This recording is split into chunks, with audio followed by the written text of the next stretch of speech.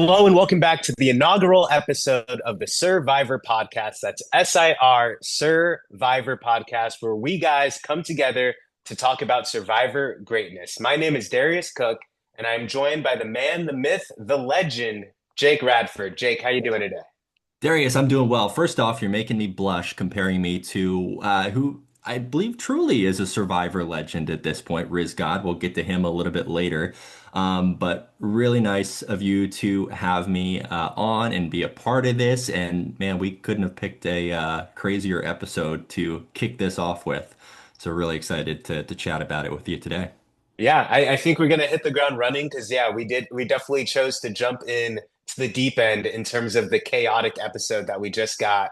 That is Survivor Season 49, Episode 12, one of the craziest episodes of Survivor I've seen in the new era. We're gonna get into the episode and break it all down, recap it, and talk about all of that craziness. But before we do, I figured we'd do a little bit of an introduction here. Just quick off the bat, like I said, my name is Darius Cook. I make a lot of content on TikTok and over on YouTube. So I've got a personal page. I run the SIR-VIVOR page on TikTok as well as an anime account called Desensitized. So that's everything that I'm up to. Jake, before I get to that, actually, just my history with Survivor. Yeah. I'm a COVID baby when it comes to Survivor. So my wife introduced me to the series while we were on lockdown and had nothing to do. And ever since, I have been obsessed. I'm like a Survivor addict. So I've just been consuming it and living it ever since. And so I'm happy to now enter the podcast space with my newfound special interest. So, Jake, give us a little bit of introduction to you and your history with Survivor. Yeah, I love it. Jake Radford, I also, and I didn't know this about you, Darius, I had a very similar Survivor journey to you. Really just started watching it during COVID with nothing else to do. It was on Netflix. Survivor Cagayan season 28 was the first one that was available. And I was like, hey, let's just jump in head first to this. Started watching it. I think I watched it all in a day and haven't looked back from there. Have watched so many seasons of Survivor and absolutely love it. Obviously, love it enough to talk about it on a podcast with you. But beyond that, I was kind of just like looking for a way that like I could get involved with Survivor. My initial thought was to like put together like a Survivor board game, like something I can play with some of my friends, and started to like design that. And then I was like, wow, I feel like I can really like make this into a bigger thing. And so eventually started putting together what is now today Survivor Orlando, which is an LRG where people from all around really the state of Florida come and play one game of Survivor. All takes place in a day, and I've been hosting that for the last few years. It's been a ton of fun. Darius actually participated on our most recent season, which, yes, I am well behind on editing, but I will get to it right after this. All right.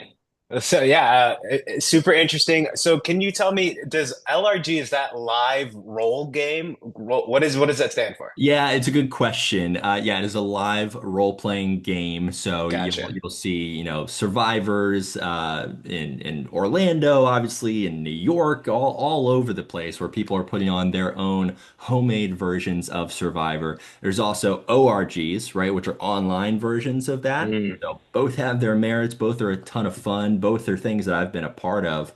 And I am lucky enough to host my own LRG right here in Orlando.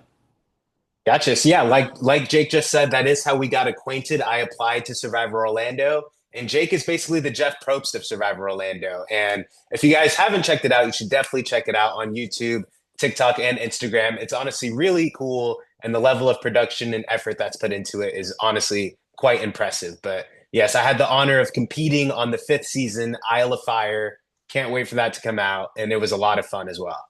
And don't even think about asking me for spoilers on how Darius did.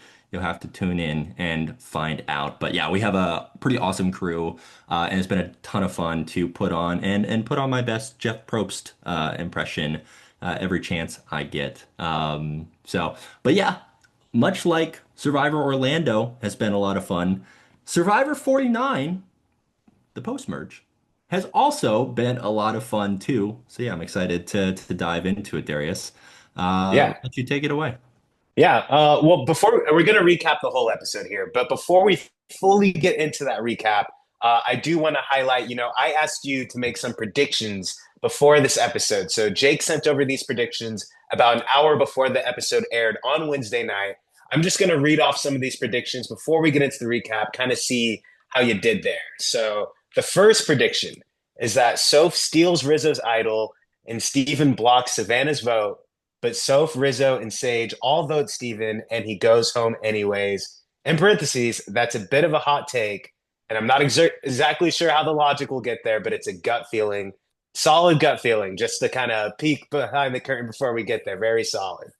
Yeah, I felt like Steven was going to go, and spoiler alert, if you haven't seen the episode, I was right about that. I was wrong about just about almost everything else in that prediction. We'll talk a little bit about the decision for Sophie to steal from Steven, or attempt to steal from Steven instead of stealing Rizzo's idol. Obviously, I think a contentious decision there. But not that far off on that prediction, so I feel all Not right. bad. Not bad. Your second one was Savannah wins immunity yet again. I don't know Yeah, how you saw that one coming, but pretty good prediction as well. yeah, not exactly a hot take there. Savannah has been pretty amazing in every challenge so far, even the ones that she hasn't won. But yeah, felt pretty good about that one, and obviously was right. Yeah. And then the final prediction for this episode was there's going to be an opportunity for someone to lose their vote, and it's going to happen. And I'm going to guess Christina loses her vote somehow. Interesting prediction. I think I was mentally trying to figure out a way for number one to work without just everybody turning on Mm. Steven, which in my mind just like didn't even make sense at the time. Um, we'll get into what actually happened and how crazy it was. And then I had a bonus prediction in there that, and maybe the hottest take of all was that Steven on his boot episode Mm. would not have an analogy at tribal council, and that was almost immediately proven to be incorrect. Yes, there was multiple times during this episode where I had to write on my notes. I don't know about Jake's final prediction here Yeah. with Steven's analogies. If anything, he turned them up to an 11 this episode. Yep. He knows what he's about, and you gotta respect it. Yes. No, that's true. So as we go through the recap here, we'll see how the rest of Jake's predictions landed. But just jumping right into the recap here, the players are on their way back to camp from the tribal council. And at first I was a little confused because there was this real somber energy coming back to camp. Like it was a very low, it seemed like everybody was sad, like that was a rough vote. And then that's immediately cut off by everybody celebrating the fact that they got Yellow Sophie out. I mean, I was kind of taken aback at just how kumbaya everybody seemed to be over the fact that they were able to get on the same page for a unanimous vote against Yellow Sophie in that last episode. Yeah, everyone was excited that there was a unanimous vote. I mean, it does seem like Yellow Sophie was truly seen as like the top player, the biggest threat to get out amongst the remaining seven at the time. Which is pretty interesting, right? I mean, you look at her game in the early merge, we didn't really, or the I should say pre-merge, we didn't Mm-hmm. really see much of it, right? And so I was always under the impression that she was more of a background player, but then we as audience members really saw her come on strong once that merge took place. And it seems like all of the players saw that too. She became a huge threat and obviously one that was big enough for everyone to come to the same page and vote out, which was surprising to me. And I think it was, I can't remember exactly, it may have been Rizzo that said, hey, we all came together for this unanimous vote. That's got to be the last time that'll happen. And then that does not prove to be the case come Yeah. the episode that we just saw. Yeah, that's right. We start this episode with Rizzo explaining that will never happen again. That's the last time we're all on the same page. And it seems like they almost accidentally ended up on the same page by the end of this episode. So that is definitely interesting. I just thought this was an interesting moment because I feel like the edit has been doing Yellow Sophie dirty all season long, honestly. At the start of the season, we weren't really getting much for her at all. She was bordering on a purple edit. And then as she got more interesting and interesting as a player, she's emerging as someone who I feel like is a big threat. The players are treating her like she's a big threat, but we're not seeing why that would be the case at home. Overall, the conclusion that I came to is that the edit this season must be more focused on propping up the 50 competitors from Survivor 49, and that maybe somebody like Sophie Segretti is getting a disservice or is getting under edited uh, in regards to propping up somebody who will be on 50.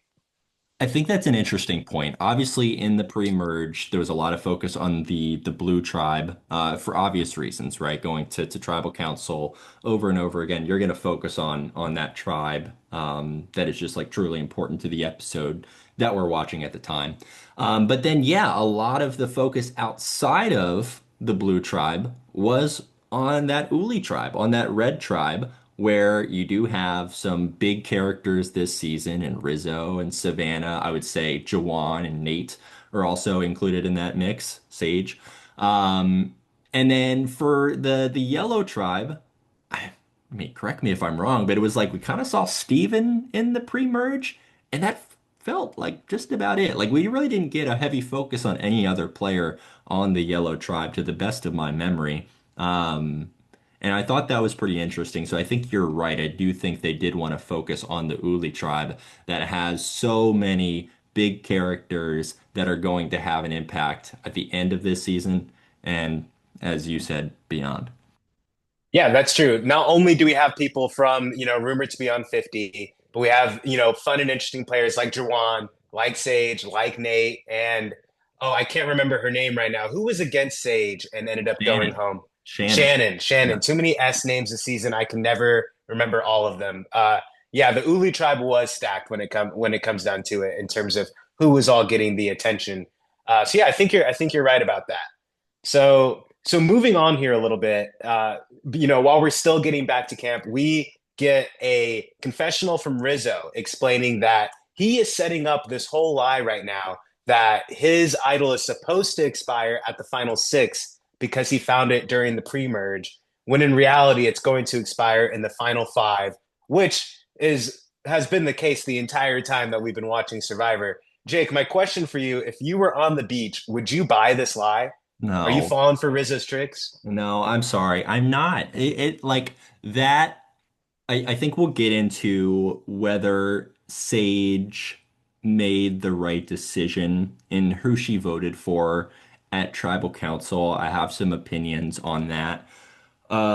But the original sin, if you will, is believing Rizzo's lie that the idol expires at the final six. Believing Rizzo's lie about the idol expiring at the final six is like truly incomprehensible to me. Like if I'm going on a show, my thought is that I'm going to do all of the research into any advantage that can Hmm. pop up, any in the case of Survivor, all of the idol rules. And it's not like this is a situation where idols regularly have different expiration times. I mean, I think the only thing that I have ever seen around idols having different rules, and I'm sure people will love to correct me if I'm wrong about this, but obviously we have traditional idol, right, that expires at final five. There was Hmm. the idols way back in the day where you could use them after the vote, right, Yeah. and along with the super idol that Tony found.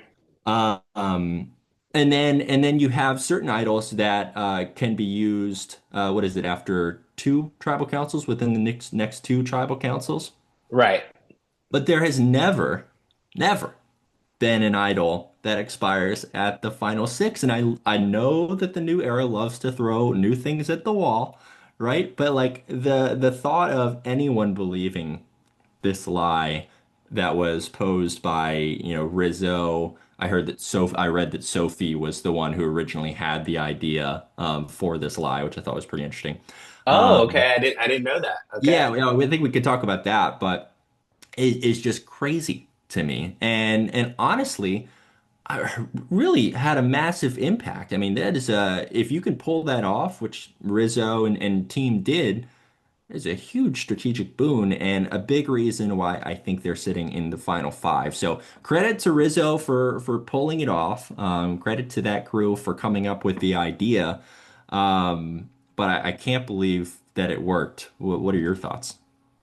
I thought it was a pretty genius lie, and it's interesting hearing that it came from Blue Soph, right? Like on his Correct. alliance. Correct. Okay, so that's pretty surprising, and that's I gotta say that is another feather in her cap because I think it's a great lie. I'm surprised that people weren't more skeptical of it, right? I think if I was on the beach, I would hear that and I would be very fearful of it. I would take it into account. But coming from Rizzo, who's lied about his idol every day for the last week here, I would definitely be skeptical of it and, really have to, look at that with a close eye. All that being said, I was really giving Rizzo some credit thinking he came up with this because if we're looking at the people left on the beach, I think he, or Soph in this case, correctly ascertained that they were not going to pick up on the lie. This Mhm. whole season, Sage, Christina, Steven, they've been playing very conservatively. And when you bark at them, they fold, So I think that for this context, for the group of people that they had, I think it was the perfect storm to get away with a lie like this. And to his credit, this is the first and final time that anyone will ever be able to get away with this lie. I mean, it's genius because it's never been done before, and I don't think it can be done again, now that we've all seen this as viewers. Yeah, it was interesting because it's if my memory serves, kind of the inverse of what Tony did in Kageyaan. If I remember, he had the super idol and he told everyone that it could be used at the final four, right? Hmm. When it actually expired at final five. And that kept Tony safe to, at the very least, the final three of the game. And for those who've seen Kageyaan, you know how it goes from there.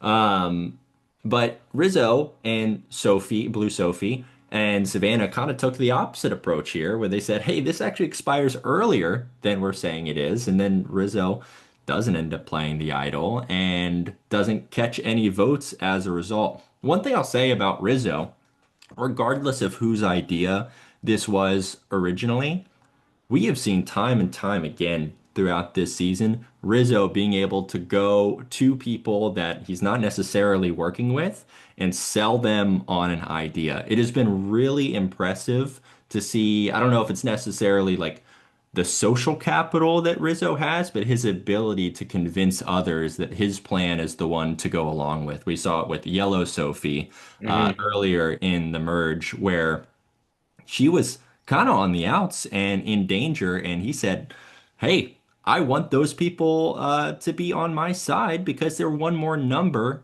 that I can take along with me and then eventually cut them when I don't need them anymore.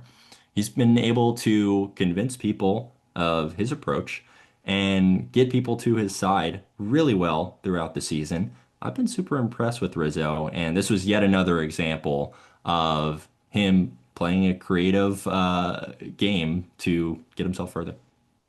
No, I totally agree. And we can debate later how all of these moves are necessarily going to land on the jury because I don't necessarily know that everyone there is seeing Rizzo's game for what it is. But from the point of view of being on the couch and watching him, Rizzo is the most definitive game changer I've seen play the game, maybe in the new era. I mean, the way that he's approaching these idols, the amount of bang for buck that he's getting out of his idol is truly like unprecedented, right?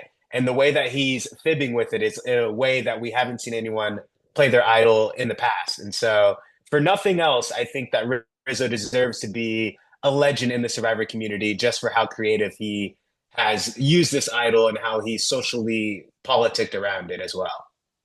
I think you mentioned it earlier, though. Yes, he is a legend. He's also a myth and a man, as he so often says. But he also is on like the perfect season to be pulling this off, right? Like if he tried this on Survivor 46, he would have been voted out with an idol in his pocket like, five times by now. We saw it with That's just about true. everybody on this season, right?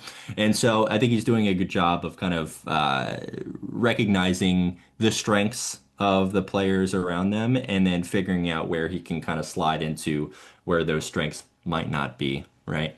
So yeah, Rizzo has been super impressive.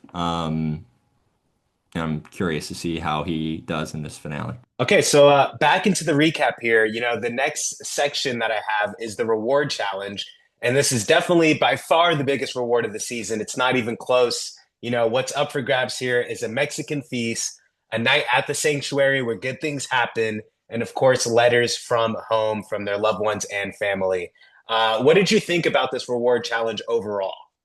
Before Yeah, we get to the outcome of it, what did you think of just the challenge? yeah, I've been saying like yeah, we do not have enough obstacle courses in the Survivor New Era. Please do more obstacle courses. And Jeff heard me. No,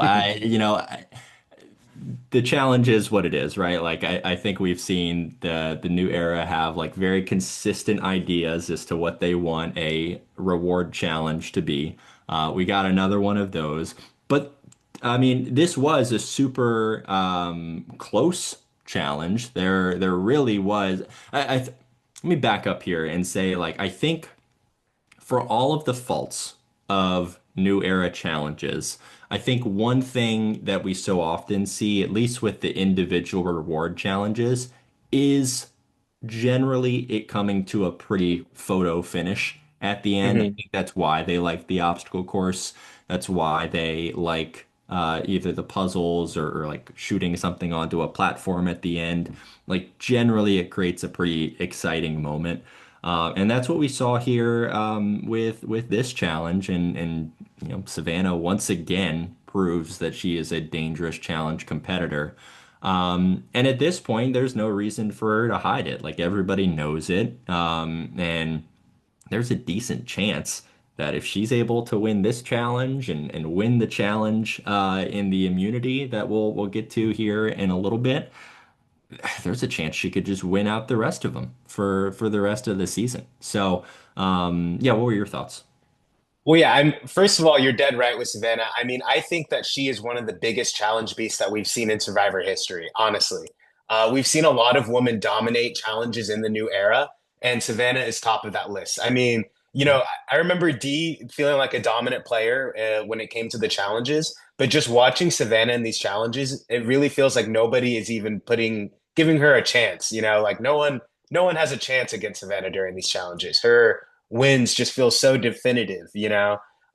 During this challenge in particular, I had a great time watching Rizzo try because pretty much every episode I've gotten a good chuckle out of watching Rizzo try and do poorly during these challenges. Of course, by the end of the challenge, anyone had a shot at it, right? Everyone made it to the end. It could have been anyone's game, even though Savannah pulled out in front. There was also a funny moment during this challenge where Christina she threw her bag up and it actually went backwards, and I couldn't stop myself from laughing during that moment as well. Uh, Even Jeff was chuckling at that one. Yeah, Christina, Rizzo, really almost everyone left. Not the best at challenges. mhm. And Rizzo, it's fun. It's funny to see like the antithesis of like just how good he is strategically or how good he has been this season anyway.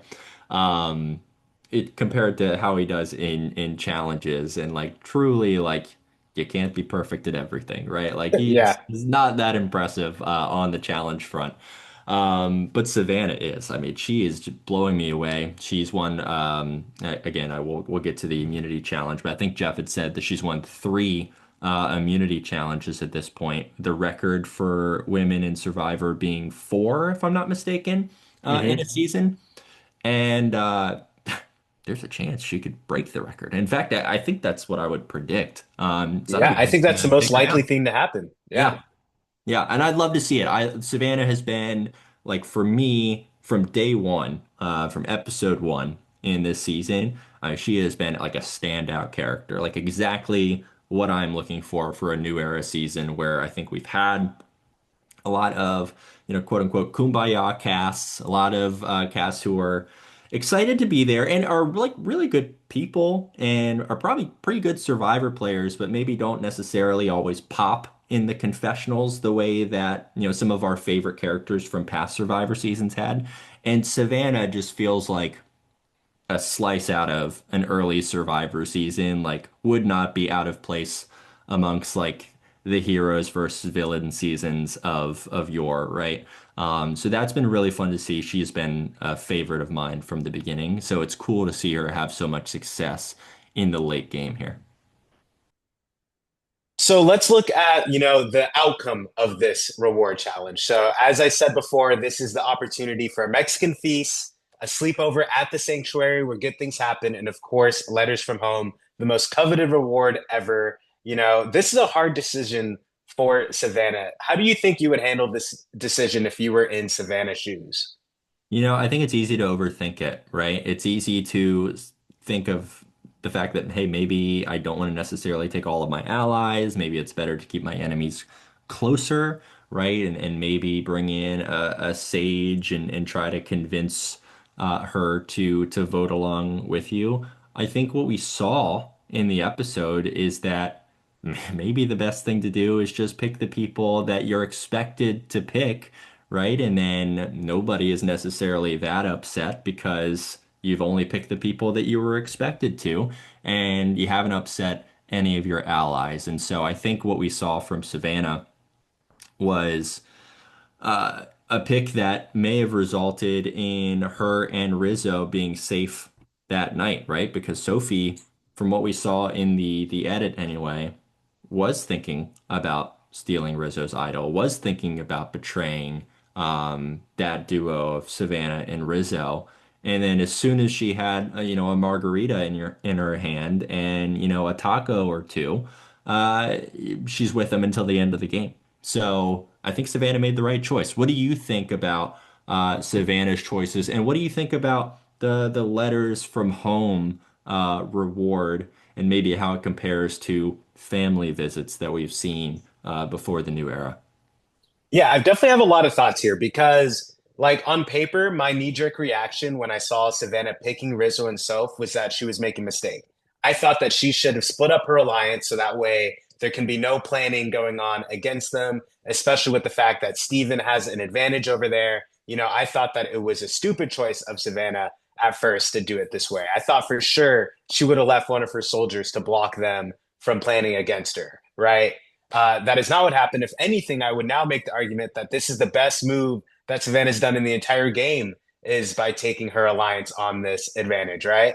And, I'm not the first one to point this out, but this makes me think of Charlie and Maria.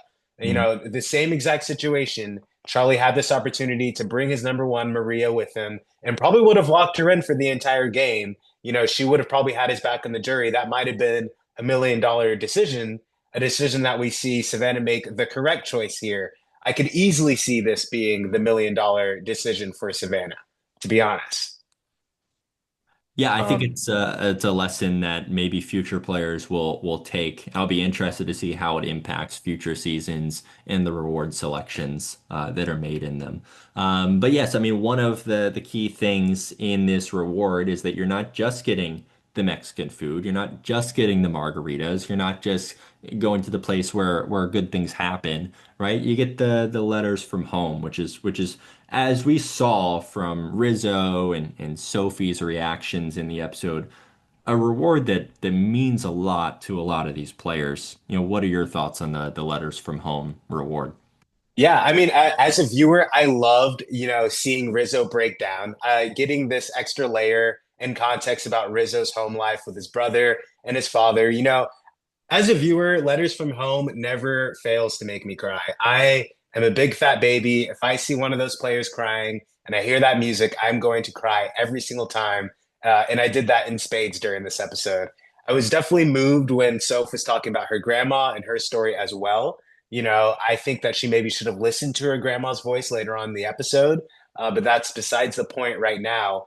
Overall, though, it has me thinking between the margaritas, between the kumbaya, and getting letters from home. Is this emotional manipulation on the part of production and Savannah's choice here on Soph? Because with all things considered, if I'm in Soph's position, these are my buddies this whole time. We're drinking together, Trace Leches, all this good stuff. You just saw Rizzo cry, right?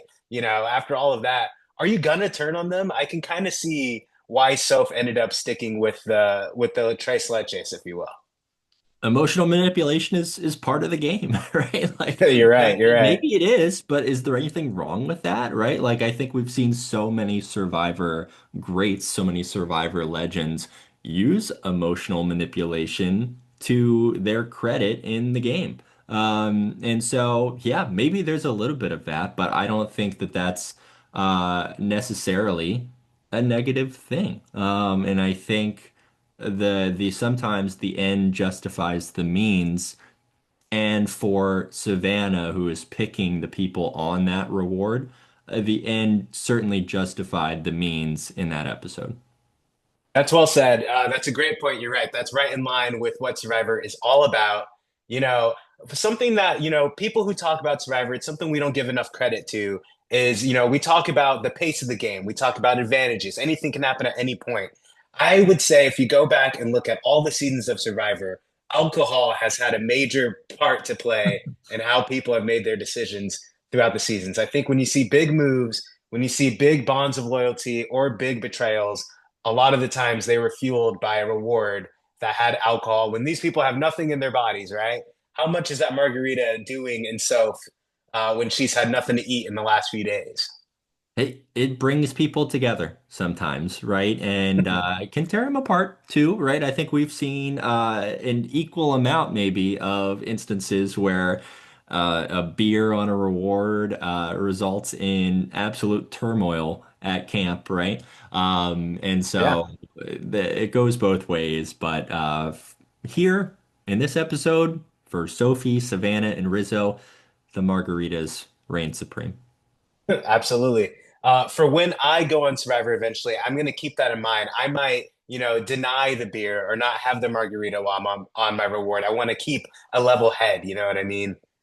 You know, I think that's probably one of those things that is easy to say now as we're, sitting in our apartments and condos. But when you're, haven't had anything but coconut water out on Hmm. an island for 20 odd days, maybe you start to look at that margarita a little more longingly.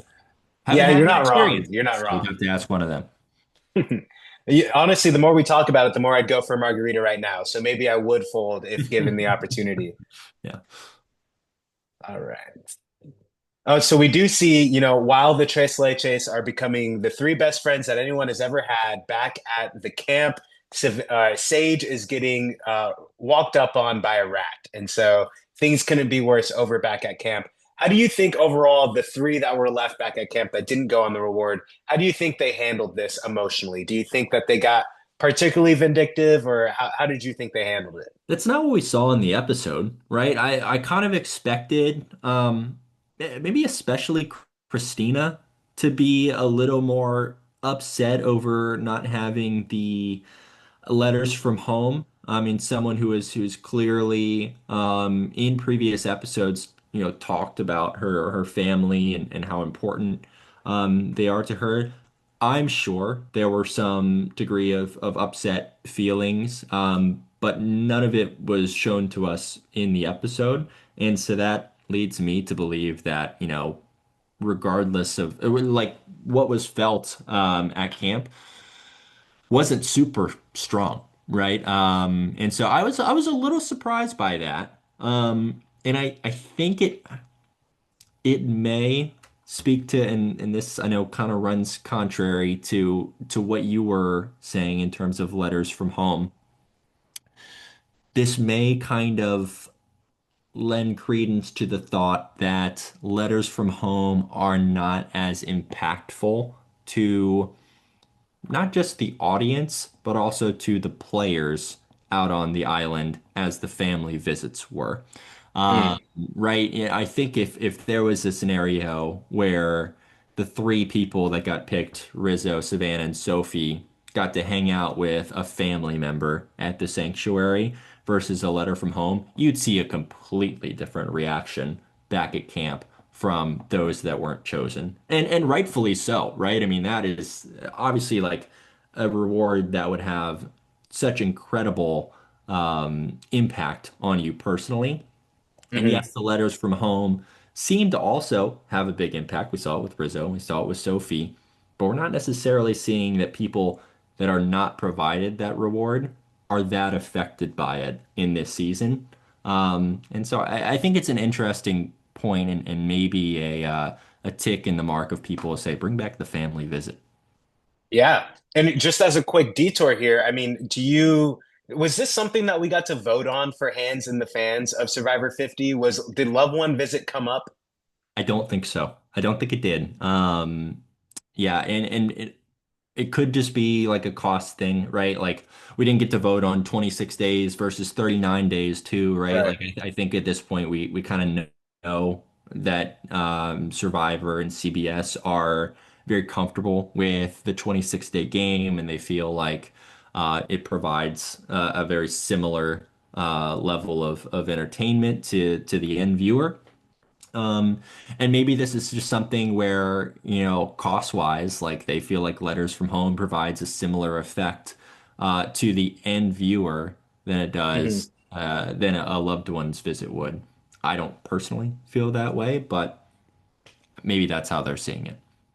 Yeah, it's hard to quantify it. I am firmly predicting that we will see loved ones. I think I would be disappointed not to. Survivor 50 being the biggest celebration of Survivor history, I really feel like it would be a missed opportunity not to. That being said, with 24 people in 26 days, I could see it not panning out with just how many people are already on the season and how much that the season has to accomplish in such a short run. I could see it not happening, but I definitely want to. We also see while everybody is split up, we do see that Steven shares the fact that he has a block of vote with Christina and with Sage, so he lets them in on that bit of power. Meanwhile, back at the Tres Leche reward, we do see that Soph tells Rizzo and Savannah about her knowledge is power advantage. Is this possibly good for either of these players in the grand scheme of things? Should they have kept it to themselves? Does it work for either of them? What do you think? I think I think it makes sense for Steven to say that he has an advantage, right? And to say that, hey, stick with me, we're going to have the numbers. It may not necessarily make sense to explicitly say that it was a block of votes, that the, numbers are going to be 3-2, versus if you kind of leave it open-ended, maybe there's a thought that, oh, it truly is a steal a vote, right? Like Rizzo had Mhm. predicted, and the numbers are going to be 4-2 instead, right? Like maybe that convinces Sage and Christina to stick with him if they do feel like the numbers are going to be, so lopsided because of a steal a vote. At that same time, I don't think Steven had any reason to expect that Sage and Christina would want to flip on him. I think that was just a total shock to him, Mhm. despite the fact that Christina went up to him in a kind of awkward conversation. And Steven even said this, like, sloppy on Christina's part. It's a little like she's like eating spaghetti with her hands, I think was the analogy that he used. And Steven is the king of analogies on this season, as we've seen. For sure. Um, yeah, I mean, that would probably be the tip-off, and I'm sure it was to some extent for Steven that, hey, maybe things aren't as in the bag as I want to believe. So that's my thought as to what Steven did with his block a vote. What are your thoughts in terms of whether Sophie should have told Rizzo and Savannah about her knowledge is power?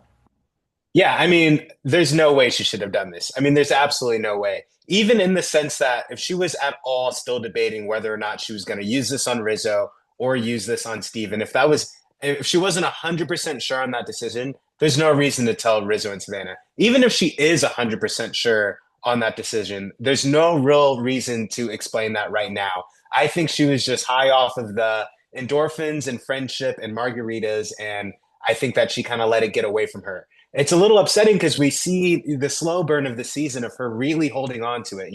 She's had other opportunities to use it. She's had an opportunity every single night with Rizzo sitting next to her. And now she finally had this opportunity. She ended up blowing it, but I feel like the second that she shared it, it was already blown. I was like, oh, there it goes. We're not going to get anything good out of this now. I thought there was still a chance that even after she told Rizzo and Savannah about the knowledge is power, I thought there was still a chance that she would use it to steal Rizzo's idol. Um, we'll get into tribal council here in a second, but yeah, I agree. I don't think she should have said anything about it at all. I think it lost some of its power coincidentally, when somebody knew about it. I think people are perhaps undervaluing the notion of just like keeping advantage to yourself and playing it at tribal council as a surprise to everyone, not just the Mhm. jury and not just the people that are against you in terms of the numbers that are still in the game. Yeah. For what it's worth, I mean, perhaps we see this mean a lot to Rizzo, right? Because Rizzo, who has an idol, she's explaining this, and he's like, "Oh, she could have used this against me this whole time. She doesn't have to tell me this right now." It was a good show of faith, and maybe we would have seen a version of last night's episode where Rizzo was more actively going for self if she hadn't shared that to kind of win over his full trust. Obviously, that's just hearsay, but the potential upside does not outweigh the potential downside in that scenario, if you ask me. All right, so jumping into the immunity challenge, this was probably my favorite immunity challenge that we've gotten yet, and it all comes down to the showdown between Sage and Savannah.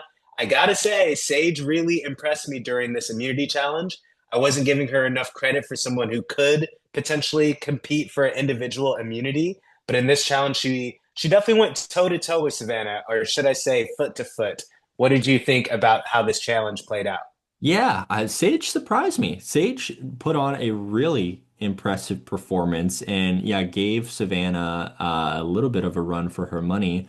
I do feel like Savannah probably could have went like hours in that challenge. Like she looked pretty steady.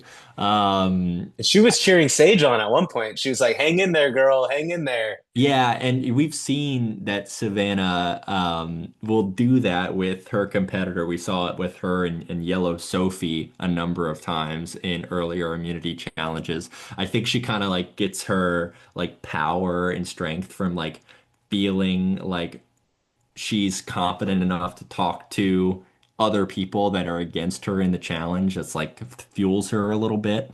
And we saw Yeah. it fuel her here against Sage. Um, yeah, I mean, I think this was also just an example of maybe like a preview of what we're going to see in the next few episodes with the immunity challenges, especially now that Steven is out. Um, I just don't see anybody beating Savannah. And that's just the reality of it. She is so uh, competitive. I think all of them are competitive. Let me back up here.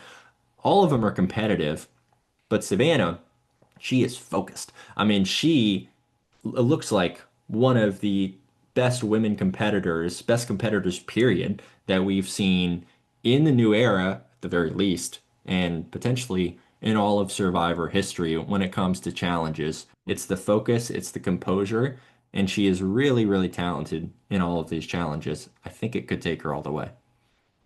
Yeah, more and more I'm thinking like what I do think over the course of the new era, what potential survivor competitors should be keeping in mind in terms of training is a lot more of that Pilates core focus and just confidence. I feel like she goes into these challenges so ready to win. It's like hers to lose, and everybody else is like, I hope I win. You know what I mean? She's always just starting off on top and like, yeah, the focus is the best word there because she seems unshakable. Even when Sage starts trying to tempt her and it really starts begging her to let her win this, as if Yeah. Sage can guarantee Savannah safety if Sage wins immunity. I mean, was she selling her anything that Savannah was ever going to buy? No, and I think even I, as a viewer, we've kind of seen the way that Savannah approaches this game. There was not a second that I was, as someone that really enjoys Savannah, there wasn't a second where I was worried that she was going to take this deal from Sage, right? Like, like it was pretty easy to see through that Sage is just doing whatever she can to try to steal this from Savannah. But I think also when you start trying to swing a deal like that to a keen player, they recognize, okay, if you're trying to swing a deal at the later stage of this challenge, it probably means that you're not doing too hot, right? It probably means that you're about to drop. And so that would just push me to be like, okay, there's not much longer that I have to hang on here. Of course, I'm Yeah. not going to take that deal. They're trying to, their back's against the wall and they're trying to do whatever they can to come out of this thing alive. Savannah made the right decision. But kudos to Sage for trying, right? Like Yeah. you gotta give credit to Sage to not just giving up. Um, so yeah, that's kind of my thought. Sage did the right thing by making the offer, and Savannah did the right thing as well by not even considering it. Yeah, no, I totally agree. I had in my notes, I was already impressed with how far she was taking Savannah in this immunity challenge. 35 minutes, which is like 10 minutes past the previous record. So kudos to her in that regard. And then at first I was like, come on, what are you doing? And then the more she pleaded, I'm like, you know what? Emotional manipulation. Why not? If she somehow convinces Savannah to fold, then we'll all be celebrating, Sage for, bringing her family into this, if you Yeah. will. But of course, as you correctly predicted ahead of time, Savannah gets individual immunity again, giving their trio ultimate power coming in to the final tribal council or the tribal council. Honestly, I feel like the secret sauce to Rizzo and Savannah's alliance working out so strongly, Soph by extension, but really Rizzo and Savannah, is the fact that Rizzo keeps playing these different lies so that he holds on to his idol. So he has protection in the form of his, fibber idol. And then Savannah just keeps getting these individual immunity wins at opportune times where you just can't go for them. They just keep themselves safe and force everybody to just turn in on each other. And we see Savannah able to do this again. Do you think that if Savannah did not win individual immunity challenge today, do you think she would be going home? Yeah, absolutely. I think Savannah has had her back against the wall a few times throughout the season where if she didn't win, then yes, she would have very likely gone home. Now, I do think it kind of begs the question that if Savannah and Rizzo, who have been such a package deal throughout the season, had found themselves in that situation where both are vulnerable to be voted out, would Rizzo play his idol for Savannah in that scenario? And I think there's a very real chance that he would. I struggle to think of a pair in the new era that has been so closely intertwined throughout the course of the season, right? I mean, these two have been inseparable and in lockstep from what we saw, I think like day one, right? Yeah. Yeah. And so Rizzo, or for Savannah, is as important to Rizzo's game as Savannah is Rizzo is to Savannah's. I mean, they both need each other at least until the finale night, right? I don't think it'll be interesting to see where it goes from here. But I think Savannah did have to win that immunity challenge, and also like she's really good at winning them, so she may just keep winning, and maybe that's okay. Yeah, not to get too deep into the what ifs here, but I didn't think about this until you said that just now. That if she didn't win individual immunity, I think that would have been actually the best move for Rizzo. If he goes into the tribal council, really flaunting that this is the last time he can use his idol. Obviously, he's going to use it on himself. Sorry, sorry, Savannah, you're probably going to have to get my girl, whatever false thing that he plans. I'm sure that Rizzo would have loved to fake it and act like he's going to play his idol on himself and then end up playing it on Savannah to keep her around, which would have been honestly the best payoff for his idol that we could possibly have gotten throughout all of this. That would have been a very flashy move to show off in front of the jury. Another what if that comes to mind is if Savannah was vulnerable, does that incentivize Soph to start thinking about using her advantage on Rizzo again? Right? Because when Rizzo has his idol, and Savannah has her immunity, she's like, okay, let me just stick to the three. This is where all the power is. That's probably what's going on in her head and, the Tres Leche reward. But I think if Savannah was vulnerable, we could have seen honestly, a lot of different permutations to how the vote could have played out. I think you're potentially right. And I had that same thought. However, I still think it made sense for Sophie to steal Rizzo's idol, even with the what ifs thrown away in the episode that we got, and she still didn't do it. You're right. So who knows, right? Like maybe the plan all along was taking Rizzo's idol was just never even a consideration. And it was always going to be Steven. And while you and I are left at home thinking like, what is she doing? Maybe that was just always the plan, and we'll have to see how it works out for her. Yeah, ultimately, Soph's game is upended by logistics. You know what I mean? Because by all accounts, I if I was in Soph's position, I would also feel confident, going up to Steven and saying, "Do you have an advantage?" It doesn't even say that you need to specify what the advantage is. You just need to request it. This is a lesson for future players to really, we need to sit down and think about what advantages might be used before you get to the tribal and what advantages might be available after. Because now that I'm thinking about it, there's not that many that someone might have sitting at tribal. Obviously, because we're in the final six, and it needs to be played by a certain time, that's coming into effect as well. But, I think if she sat down with her pen and paper a little bit more, she could have seen this coming. Yeah, and Rizzo had hinted that like he's thought about all of the variables. It was very clear that they had talked about all of the potential advantages that are out there. The block of vote is not completely unique in that I think there are other advantages that can be played before tribal council. So what if But it was a steal a vote? so yeah, so I mean, let's talk through that. So a steal a vote from everything that I remember, when Jeff said, "All right, it's time to vote," that's when a player would play the steal a vote, and that's Mm, also the same time that Sophie could play her knowledge is power. So it's almost like a race to who mm, would play theirs first at that point. A steal a vote, if that's what Steven had, Sophie would have stolen it tonight, and probably played it ultimately didn't end up mattering anyway, right? mm. But so I mean, I think it's really interesting. A block of vote, you if a player were to get a block of vote in that episode and play it in that episode, there would be no way for a knowledge is power to take that advantage. I don't know if there's anything wrong with that, but it feels a little weird. Yeah. Yeah, it's just a little clunky. It's interesting. It's one of those things that I wasn't even clear about until we got to the final tribal when she's actually reading it. Like I spent the whole episode thinking about the logistics of this. I'm like, when she gets there, is she even going to be able to take Steven's advantage? That was the elephant in the room of all of my conversations leading up to this episode. And so obviously that answer was made clear, but it feels a little fuzzy in terms of how available that information is. You know what I mean?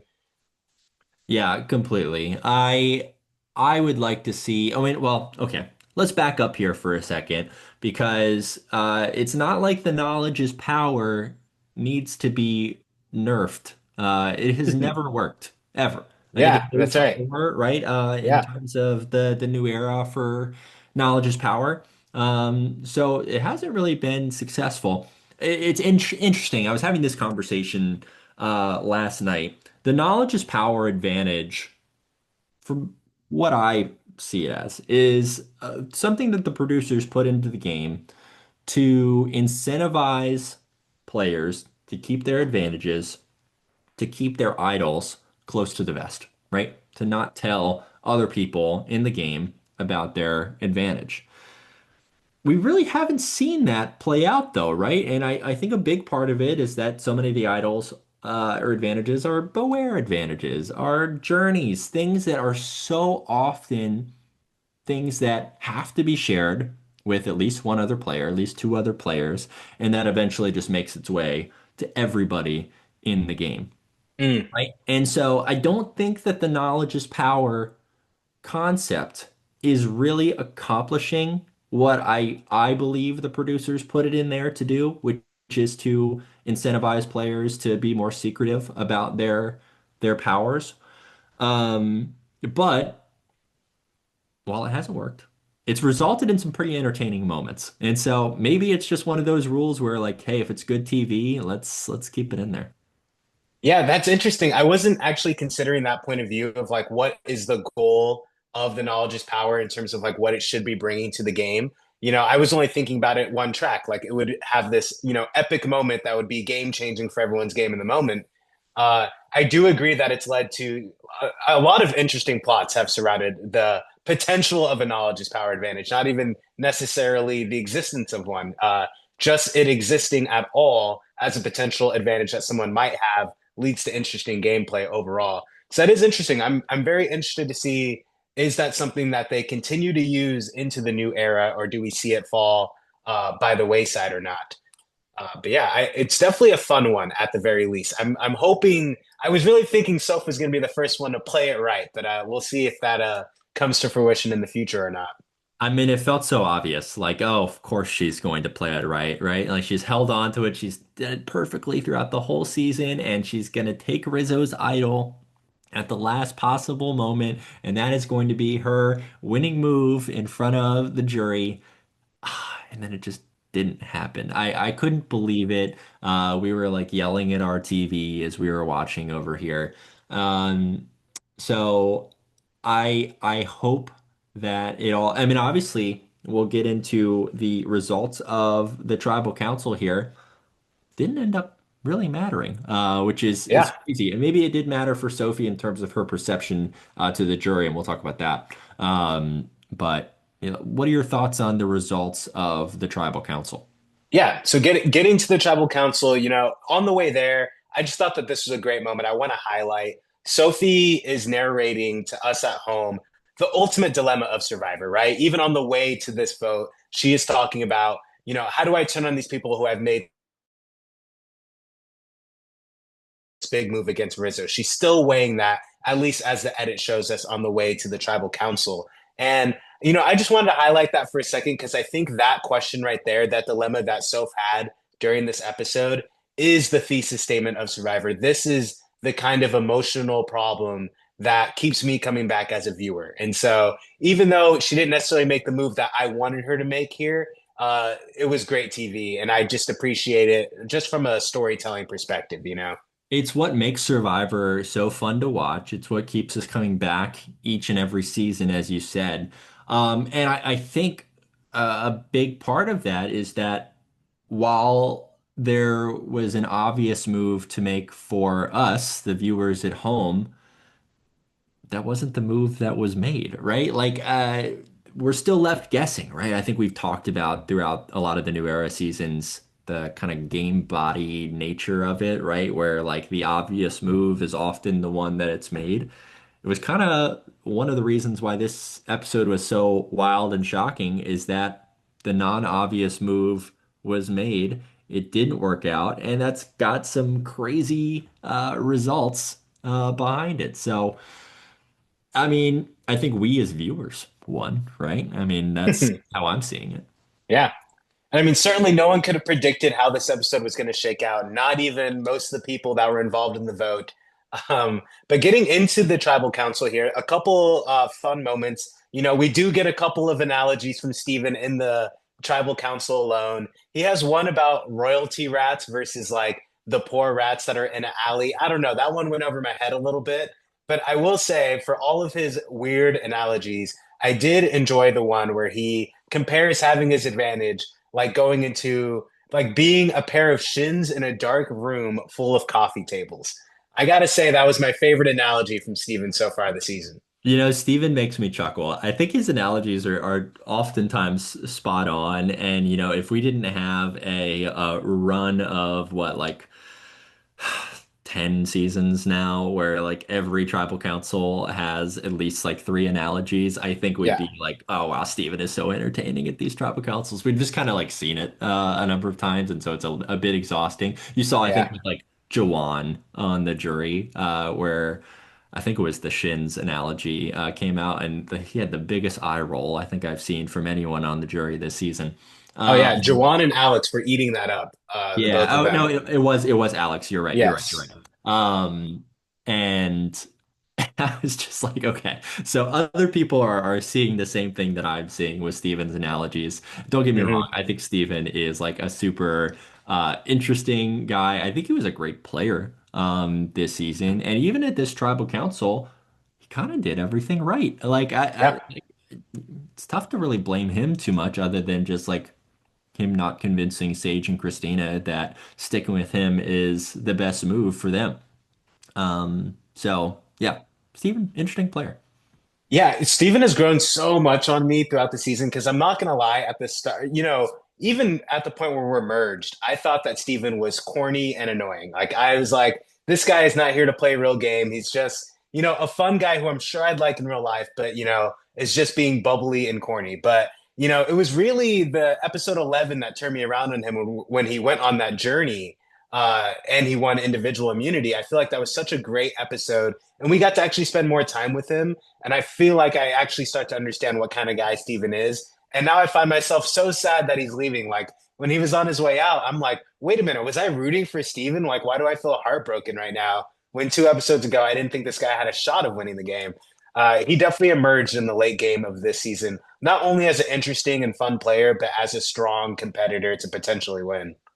Yeah, I think Steven, if he had been on like a different tribe this season, maybe a tribe that had a little bit more turmoil in the early merge, I think we'd be talking and viewing him a little bit differently. He was just kind of someone that, yeah, was always like a corny, good narrator, right? But was seen to be someone that wasn't like super interesting all the time. Mhm. And I think that was just the nature of like the alliance that he was in, until like his back started being up against the wall. And we saw again, like, yes, a pretty awesome episode with him last week, right? With the journey and him winning immunity. And it's like, man, this is a hard guy that is really hard not to root for. Yeah. And so. Yeah, I was disappointed to see Steven go, but I'm curious, and I don't want to jump ahead here too much if you've got other things to talk about in Tribal Council, but I'm curious if you feel that the right move was made by, let's say, Sage and Christina here. Yeah, I mean, this is really the big question of the episode because in the moment, I'm thinking, what are they thinking? Like, what is going on? Why would they possibly make this choice? There's multiple layers to this. The more you think about this, the more you can kind of change your opinion and switch in both directions. Overall, I find myself thinking, yes, they made a decent choice because from their point of view, Rizzo is not an option to vote for, right? They're eating up his lie that his idol has to be played during this night. Savannah's safe. So really, in their point of view, it is coming down to Soph or Steven, especially after Soph made this embarrassing display where she essentially makes an air ball on her advantage, right? Especially after that happens, Soph's stock has already gone way down. And I haven't even heard any of them refer to her as someone who might be a threat to win.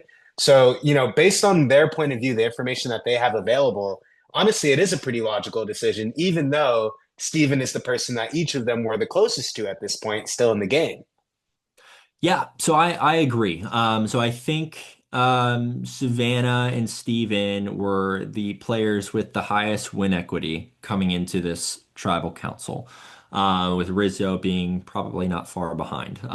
And so yeah, that kind of puts Sage and Christina in an interesting position.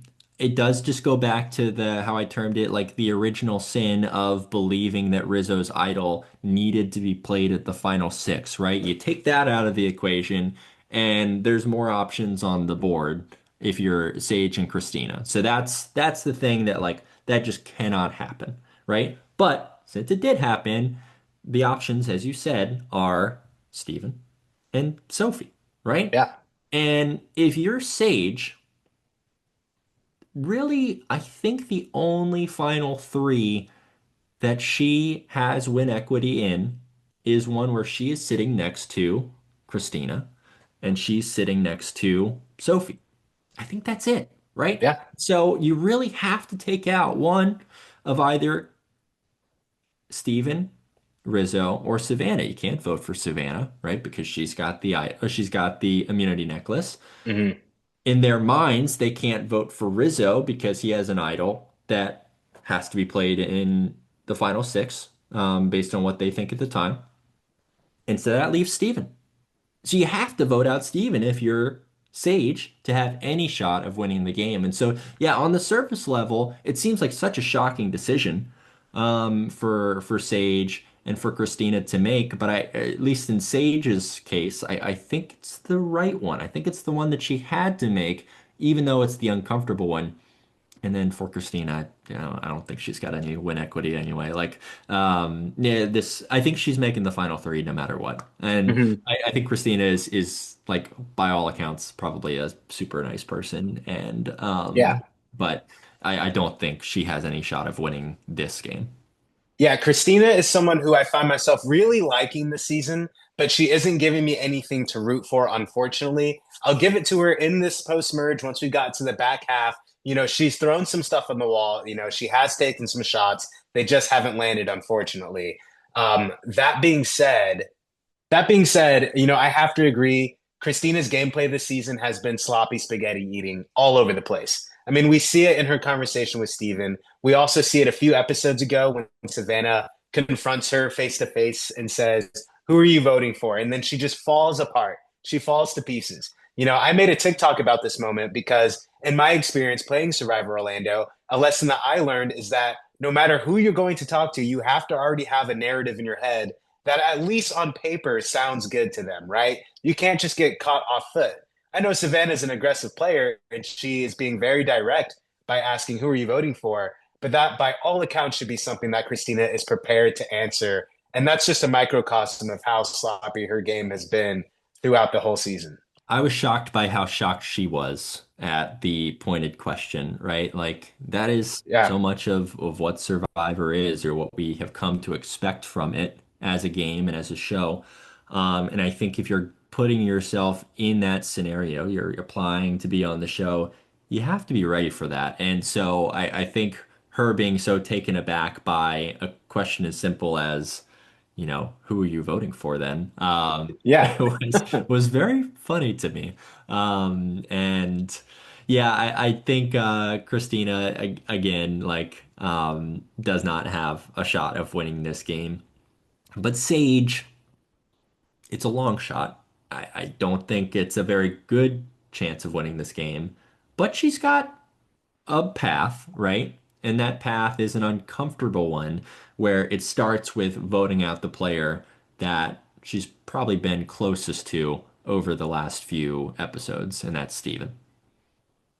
Yeah, it's interesting because I don't feel like often in a final five that we can point at a three-person combination where it's each of the three people's best winning combination, right? So Christina, Sage, and Soph, for all three of those parties involved, that is their only potential way to win. If either of them are sitting next to Savannah or Rizzo, I don't feel like all three of them have a chance. And so it is interesting. I do think I agree with you that I don't think Christina has any win equity. That being said, she might be the most likely person to be in the final three right now. In addition to that, I think Sage and Soph might be tied. Actually, I think there's a world where Sage might be more likely to win than Soph, at least based on everything we've seen right now. Now, if they effectively come together to get out the other two, Rizzo and Savannah, somehow, that would be a completely different scenario. And depending on how that plays out, maybe, one has an edge over the other. But I do think that Sage's biggest mistake, it wasn't this episode, even at first I felt that way. Her biggest mistake was getting Yellow Sophie out the episode prior, which was a justice for Jawan move from Sage's point of view. I had that thought too, but I mean, by all accounts, Yellow Sophie beats everybody. That's kind of what I've just like kept hearing, right? And so is that Yeah. just one more person that you have to take out when you're down to at this point the final six? Mm. Now it'd be different if instead of Yellow Sophie it was Rizzo that went home, right? And then maybe we're talking about it a little differently then. But ultimately, I think Sage has had a difficult road ahead of her from far earlier in the merge, right? I think like going back to obviously the Juwan vote, which she wasn't a part of, right? But even like before that, Alex, right? I think there were still numbers, Alex, MC, maybe less so Nate, because I think he was probably going to stick with Uli. Stick. Yeah, well, I mean, Sage was a part of Uli, right? Oh, yes, you're right. At Yep. least initially. Um, Sage, I think the die was cast. Was that the name of the episode? I think it was cast Yes. for her a few episodes ago. And it was always going to look something like her having a very difficult path to the end, but there being a very specific win condition for her. Everything has to go right from here on out. It's not impossible, but it's going to be really tough. I personally don't see it happening. Yeah, I agree with you. If we do see a final three of Sage, Soph, and Christina, my vote would go to Sage. She's been the most resilient person on the season. Honestly, of those three, I do feel like as far as gameplay goes, she has had to overcome the most. And she's had to make the best out of a bad situation. Whereas Christina just has been in a bad situation, right? And then Soph had everything and lost it all. Is kind of the narratives that I would assign to all three of them. So I do see a world where she wins. I agree it's a tough path ahead, but if that's her final three, I would be rooting for her in that case. So, I mean, I think we're in agreement there, right? About Sage, Sophie, and Christina, that final three. As we look ahead towards finale night, as we look ahead towards this final five, the most interesting conversation, I think, is Savannah and Rizzo, right? These two that have been so closely intertwined, as we said, throughout the entire season. And I'm going to say specifically for Rizzo, can Rizzo sit next to Savannah at the final three and have a shot in your eyes? Dude, it's going to be tough. And this will make for such an amazing final tribal council if this does come to be the case that both of them are sitting there. Because you're right, they've played the same game. I mean, they've been in step with each other the entire time. They've shared all information together. They've worked together on every single vote. So, how do you distinguish their game? Okay, we've got Rizzo, the salesman, who not only has gotten away with lying about his idol time after time again to move forward, but also has been one of the movers in terms of actually getting people to vote in the direction that they need them to vote. I don't think that Savannah has been convincing a lot of people to vote with them. You know what I mean? And let me I push think, back. yeah. Let me push back on that a little bit. Like Okay. I think I agree for as what we've seen from the edit, but I have not seen players talking about needing to take out Rizzo the way that we've heard them talk about, hey, we gotta take out Savannah, or like what coincidentally Sage said to Yellow Sophie a few episodes ago, like you just handed her $1 million, right? Like Yeah. the players on the island are talking about Savannah being the one that is going to win this game if she makes it to the end. And I feel like we haven't heard that about Rizzo. Right. So just the pros and cons of each, right? So Rizzo's got idol and uh, like vote salesmanship. I think that if he wins, it'll be on those merits. Savannah, she has enemies. She definitely has enemies, but in those enemies, she has people that have acknowledged her threat level throughout the season. So she won't have to convince anyone that she's a strong player. They're going to know that the second they sit down to vote, right? And even beyond that, even though I don't think she's been the one convincing people to vote in her direction.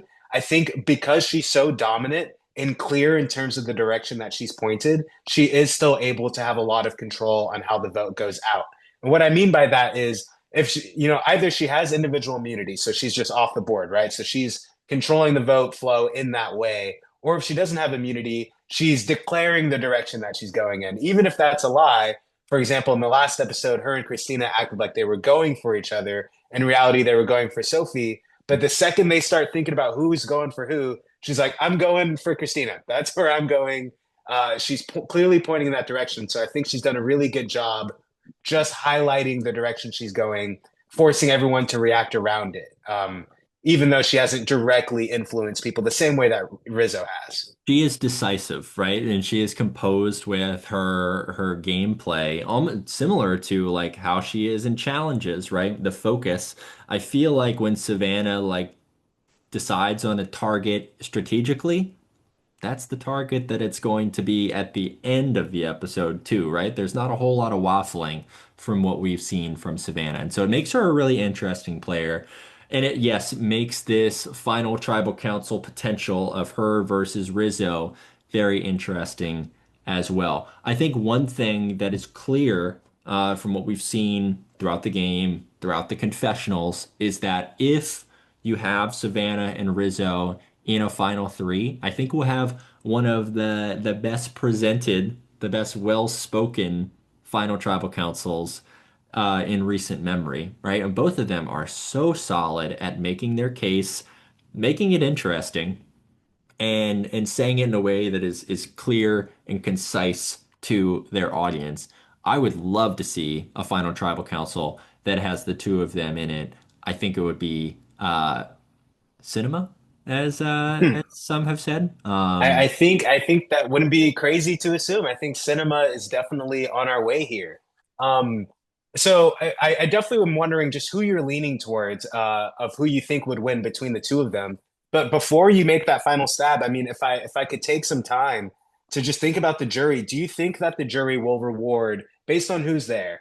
Do you think that they will be more focused on strategic dominance, dominance in the way that Savannah played the game, or maybe just a more fun and flashy player like what Rizzo has brought to the table? Because when I think about someone like Jawan or even Steven, putting bias aside of like who feels negatively towards who, I think that we have some players that might value the flashy and fun nature to how Rizzo plays the game a little bit more than maybe the cutthroat nature that Savannah does.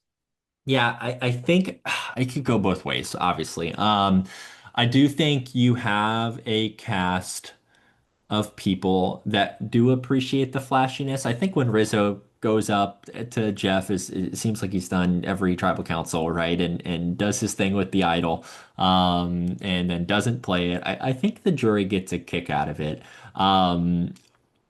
With that said, and so as a result, I think yes, there's a chance that like if Sage is not sitting there next to him, like yeah, you could get like Jawan's vote for Rizzo.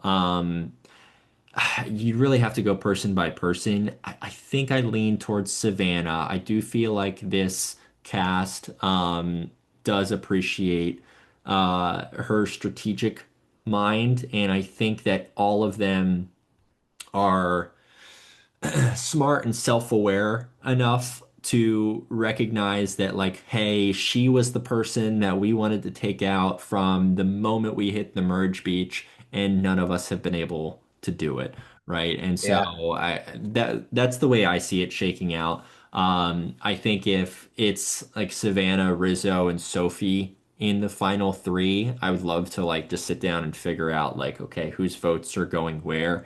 I think you probably look at like Sophie maybe picking up like Alex's vote there, just given where they started in the game. Um, it could be a close final tribal council. I'm not expecting it to be a blowout by any means, but I do think Mhm. Savannah takes it in the end.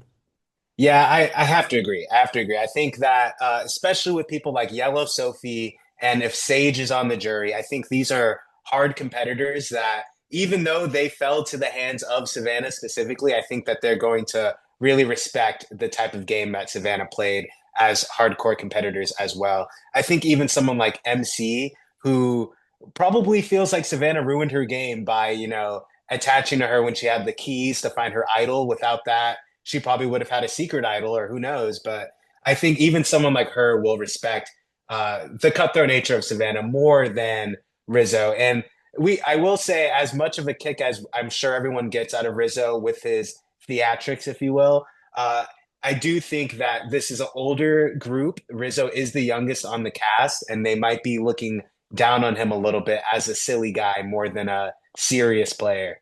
Yeah, it's an interesting point. I think you look at Savannah and Rizzo from like an outsider's perspective, and it'd be easy to think that like Savannah is in charge, and maybe she has been like up to this point, but just because of the way that Rizzo presents himself versus Savannah. That's not to say that I think Rizzo presents himself poorly. I think he's been like super impressive, like very well spoken.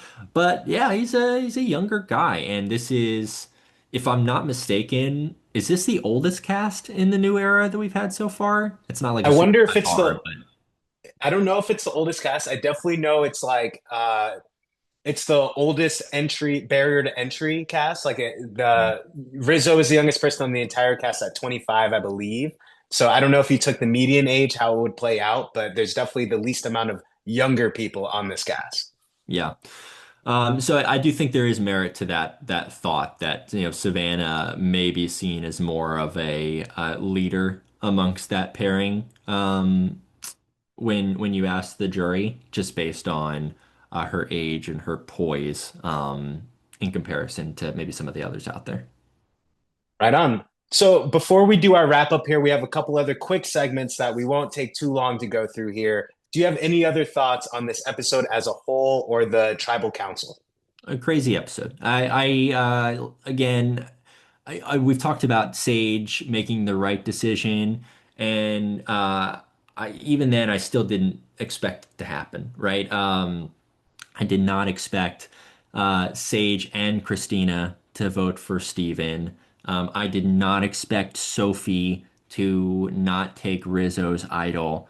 This episode was one of and I'm not saying anything that hasn't been said, but this episode was one of the biggest blindsides for a viewer that I've had since Caleb Shot in the Dark 45, Oh, okay. maybe, right? Yeah. Like I mean, this shocked me.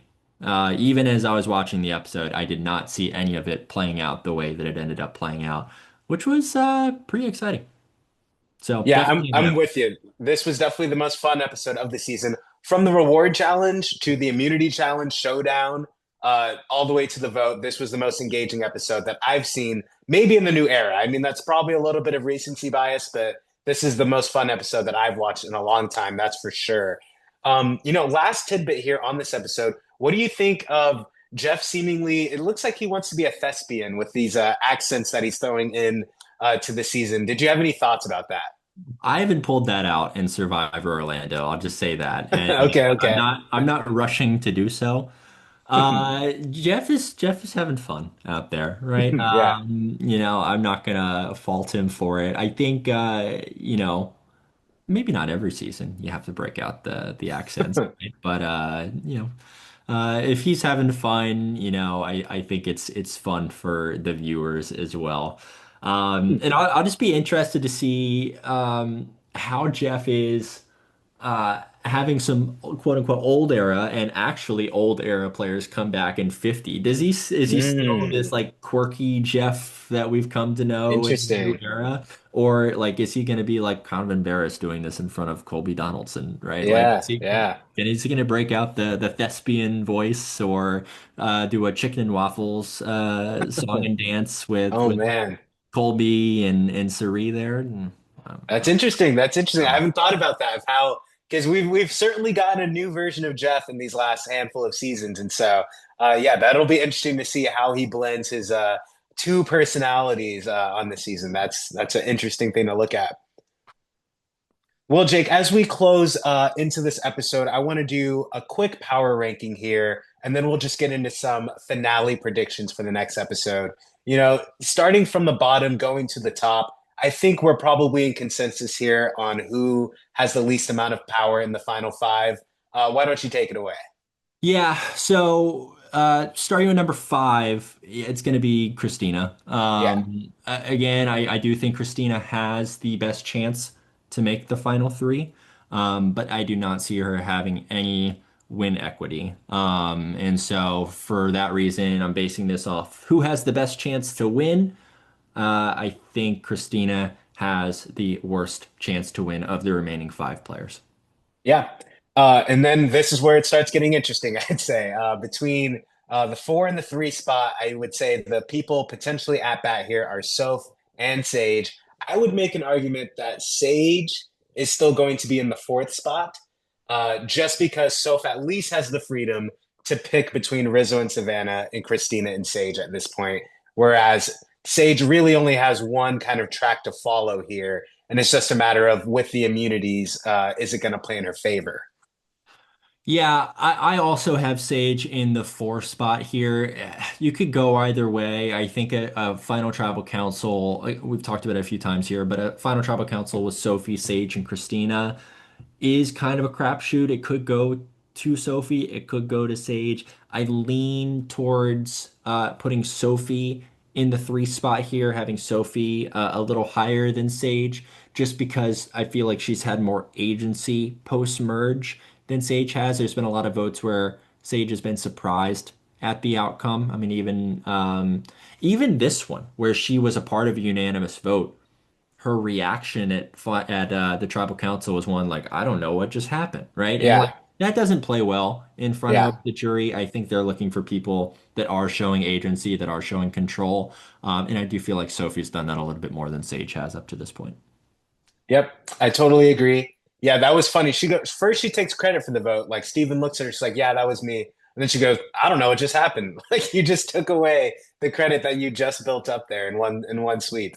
I think she would maybe just nervous. I mean, like I'm sure I would be pretty nervous and not know what to say in certain moments like that. And um, if I was out on the island, but yeah, it was a weird moment. Yeah. So I mean, then it comes in the 2-1. Obviously, we're talking about our man, the myth, the legend, RIZ Riz God baby, with a pretty much guaranteed path to the Final Four with his idol still in play. And then we've got Savannah, of course, who doesn't have a guaranteed path, but has a very likely path in the form of a potential individual immunity. Where are you placing these guys?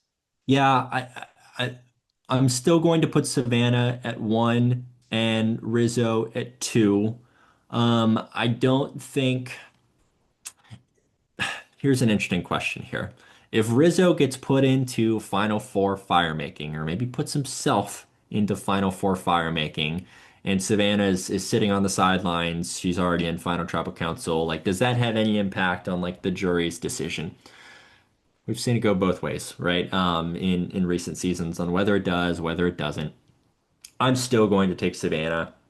I think she's got the best chance to win. I think if she's sitting in the final tribal council, she wins. That's my call. I can't fault you there. I mean, on one hand, I want to give it to Rizzo just because he has the guaranteed ability to make it to the Final Four, but I'm with you there. And especially if Rizzo gets put in the fire making, on one hand, if he wins that, it's the best thing for Rizzo's game. On the other hand, I don't think Rizzo is going to win the Final Four fire making. We have not seen him excel in any physical or coordination activity. Not that we've seen Christina or Soph exceed in it as well. So it all depends on who he's going against. But I don't have faith that we're going to see much more out of Rizzo other than a successful idol play, which will be cool for sure. But I'm with you, man. I think next week we're going to be touting Savannah as one of the most dominant winners in the new era. Yeah, and I would love to talk about that. Yeah, like the ranking of the new era winners, based on dominance, based on, how much of an interesting character they were. Because we've had some, I think, really fun winners over the past few seasons and over the course of the new era. If Savannah does take that crown, it'd be hard to not put her right around the top of the list. So we'll I'm see if with it you. pans out that way. But yeah, for right now, I've got Savannah at number one, Rizzo two, Sophie three, Sage at four, and Christina rounding it out at five. So there we go. We got our power rankings. We've already made the prediction in the form of that we believe that Savannah will be winning. Just to round out our predictions, and we're getting out of here. Who do you think is going home next? Is it going to be Christina, Sage, Soph? What do you think? Um, I think Savannah is going to win immunity again. I think the competition is just not strong enough for Savannah to not win another immunity. I actually have one question that I want to bring up to you here, but to answer your question before I do that, um, I think Sage goes home next. I think if Savannah wins immunity, I think she sees herself beating anyone out there regardless. And Sage would be the one that would be most likely to coordinate a move against Savannah at the Final Four if she were to win. Yeah, that feels right to me. Sans any situation where Sage pulls out an individual immunity, that feels like the most likely thing to happen. And then, yeah, that's pretty much it. Yeah. So my question to you is, what do we think is going to be the Final Four immunity challenge? Within 48, Mm. it was Samotion. right? Which Hmm. I think Savannah would do well. I don't expect us to see Samotion again for the Final Four challenge. What do you think it's going to be? Do you have any idea? And do you think it could have an impact on whether Savannah is still favored to win that challenge? This is interesting. I would love. Unfortunately, I'm not an encyclopedia to the extent that I can think of what other challenges come up around then. I mean, Samotion is always the first thing that comes to mind. I recall, I think it's season 46 or 47 with Charlie and Kenzie that season. There was one with the big platform, and they're like throwing a ball up and trying to get it to come down in a certain direction, right? Something like that. Yeah, Uh, yeah. It was, if I remember, it was you roll the ball up and then before it comes all the way down to the bottom and hits the ground, you've got an opportunity to work on a like a word puzzle or maybe mhm. just a jigsaw puzzle. And then you have to run back and catch it before it hits the ground, or you have a time penalty. That's my prediction for what we see in the Final Four in season 49. That would be a fun one to see because I I think we've so. only seen it once to my knowledge, and I do remember having a lot of fun with that one. Who won that during that season? Because it was Charlie, Kenzie, Maria, Ben. Was that the lineup there? Am I I crazy? I think it was Ben. I think Yeah, that's Ben. what I was thinking. I was like, did Ben win an individual immunity challenge? But I Yeah, think so. I think it was Ben, which was cool to see. And so, I mean, I think that kind of goes to show that that challenge is one that really anybody can win. Is somebody that I don't think Ben had won any Yeah. individual challenges before that, right? And so, even though Savannah has been so dominant, maybe they run into a challenge that the the door is wide open for any one of the remaining players to come out victorious, and that could change the course of the season if so. Yeah, I think that would be super fun and interesting to see, especially because we just got two very endurance heavy challenges. I think something like that is due at this point in terms of mixing it up and making sure that we have balanced challenges. Yep, absolutely. So it'll be interesting to see. I can't wait to tune in on Wednesday for the finale. I think it's going to be really, really fun. Yeah, absolutely. Thank you so much for joining me, Jake. Anyone watching this video, if you made it so far, thank you so much. We do appreciate it. Go ahead and check us out. I'll have the socials linked up on the screen here for TikTok and YouTube. Go ahead and check us out. We do appreciate your time. And yeah, we'll see you in the next one. Cool. Thanks, everyone. All right.